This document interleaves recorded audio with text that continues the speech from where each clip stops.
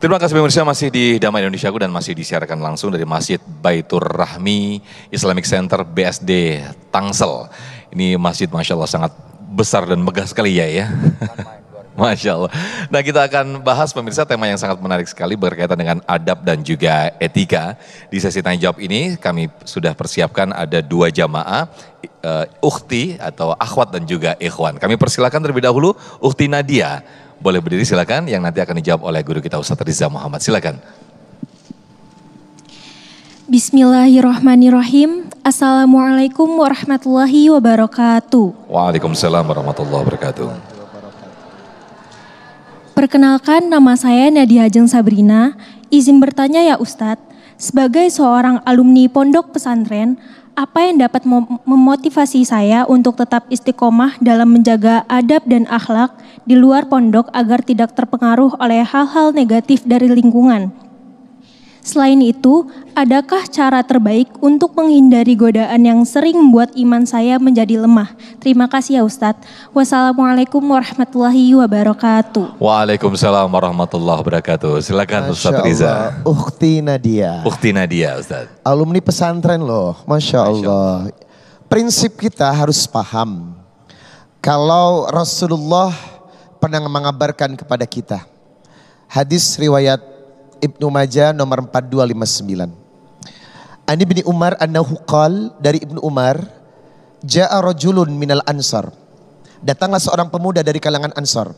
Fasalama ala Nabi, dia mengucapkan salam kepada Rasulullah sallallahu alaihi wasallam. Ia berkata, "Ya Rasulullah, ayyul mu'minina afdal?" Siapakah mukmin yang paling utama? Siapakah mukmin yang paling utama? Ayyul mu'minina afdal? Nabi menjawab, ahsanuhum khuluqan. Mukmin yang paling utama di hadapan Allah, orang yang paling utama di hadapan Sang Khalik adalah orang yang paling baik akhlaknya. Nah, I think this is the motivation. Ini adalah motivasi yang harganya jangan ditanya lagi, nggak ada saingannya bestie. Ya nggak? Keutamaan seseorang di hadapan Allah ternyata yang menentukan adalah akhlak yang baik. Kenapa akhlak yang baik? Akhlak adalah hasil dari keimanan dan ketaatan serta ibadah yang benar. Seseorang yang imannya benar, seseorang yang ketaatannya benar, seseorang yang ibadahnya diterima, pasti akan berpengaruh kepada attitude, yakni akhlak. Contoh surat Al-Ankabut ayat 45. Wa aqimis shalah, inna sholata tanha anil fahsya'i wal munkar. Salat itu mencegah dari perbuatan keji dan mungkar. Tetapi salat yang seperti apa? Salat yang diterima. Tetapi ada juga salat tapi ngomongin orang. Ada. Yang mana orangnya? Udah gak datang ya? Salat tapi ngomongin orang. Ada. Ini salat tapi fawailul lil musallin. Salatnya celaka alias tidak diterima. Artinya apa? Sholat kok nggak ngaruh sama akhlak. Yang namanya sholat akhlaknya harus baik dong, ya nggak? Yang namanya sholat nggak mungkin ngomongin orang, ya nggak? Kalau sholat masih ngomongin orang berarti ibadah Anda tidak diterima. Dan sempurnanya Anda tidak sempurna di hadapan Allah karena keimanannya tidak baik. Nah, ini motivasi buat ukhti Nadia. Kalau ternyata akankah dirimu menjadi orang yang paling utama di hadapan Allah? Kalau memang mau, milikilah akhlak yang baik. And the second question, pertanyaan yang kedua tadi, ada tips enggak sih biar imanku senantiasa tidak tergoda? Cie. Ya namanya iman yazid wa yankus, ya enggak? Naik turun. Yang pertama, kenali siapa teman dudukmu dan lingkungan pergaulanmu. Nabi berkata, al-mar'a ala dini khalili falyamdur ahdukum may khalil. Seorang wanita agamanya bergantung kepada agama temannya. Lihatlah dengan siapa dia berteman. Kalau Anda memiliki teman yang baik, akhlaknya baik, pasti juga Anda akan baik. Karena apa? Dimensi manusia cuma ada 2. Dipengaruhi atau mempengaruhi. Ya tidak? Mencontoh atau dicontoh. Silakan pilih. Anda menjadi orang yang mencontoh atau menjadi orang yang dicontoh. Tetapi lihatlah, mencontoh yang dicontohnya harus baik. Maka tips ini akan membuat Nadia tetap stabil, survival, tetap bisa hidup di tengah hiruk pikuk dan akhir zaman. Artinya lihat teman duduk, lihat teman bergaul. Yang kedua, ini situasi akhir zaman. Ya enggak? Fitnah gampang di mana-mana, betul? Setiap melangkah satu langkah dari rumah, Anda sudah akan menemukan fitnah. Ini zaman penuh fitnah. Zaman yang luar biasa.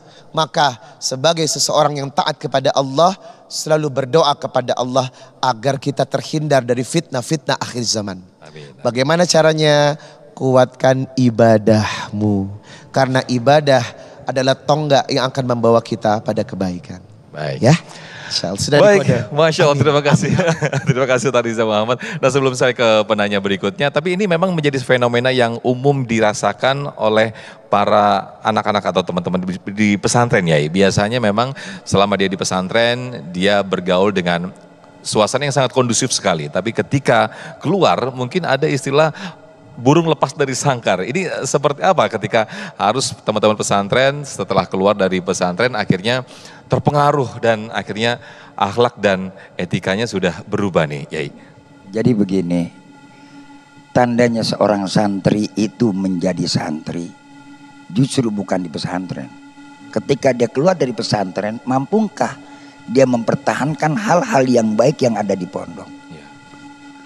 Kalau mereka jadi benar di tempat yang benar, nggak usah kaget.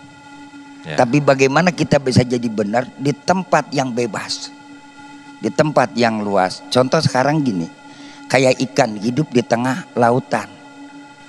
Air laut asin gak Bu? Asin. Tapi ikannya asin gak? Ikannya gak asin. Melatu ikan mau asin harus dikasih garam. Kalau pesantren barangkali suka baca Idzil fatahas ba'tiqadiru fi wa kullu malam ya'takid lam yartafi. Harus punya prinsip. Prinsip apa yang menjadi pegangan itu menjadi aturan syariat, itu yang kita pegang teguh. Nggak bisa tawar menawar, nggak bisa kita robah. Dan itu adalah garis lurus yang harus kita pegang dalam kehidupan kita. Ibarat kita bernegara, ada Pancasila, ada Undang-Undang Dasar 45. Itu yang jadi pegangan kita. Boleh saja kita hidup di alam manapun, selagi dia menjadi warga Indonesia, selagi dia mengamalkan Pancasila dan berperilaku dengan sesuai Undang-Undang Dasar 45, maka dia adalah warga negara Indonesia. Masya Allah.